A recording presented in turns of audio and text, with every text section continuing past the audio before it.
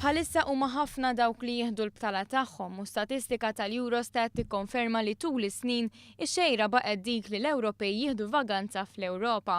L-istatistika tħares lejn l-2012, sena li fiha dawk li ħallew Malta kienu 510,000. L-aktar 3 destinazzjonijiet popolari mal-Maltin f'din l-istess sena kienu l-Italja, l-Ingilterra u Spanja.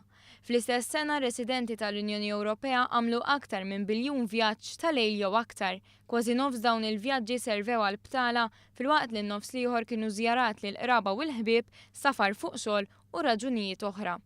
Il-medja tat-tul tal-vjaġġi kienet dik ta' 5 stiljeli. L-aktar mezz ta' trasport komuni li ntuża għal vjaġġi kien dak ta' karozzi privati jew tal-kiri, segwit minn ajruplani, ferroviji, karozzi tal-linja u bastimenti.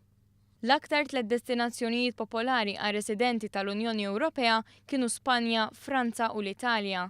Ħafna Ewropej jivvjaġġaw f'pajjiżhom stess, xi ħaġa li mhix daqsant possibbli f'pajjiżi żgħar. Fil-fatt l-aktar vjaġġi li saru barra mill-pajjiż ta' residenza kienu rreġistrati mir residenti tal-Lussemburgu, il-Belġju, Malta u Slovenja.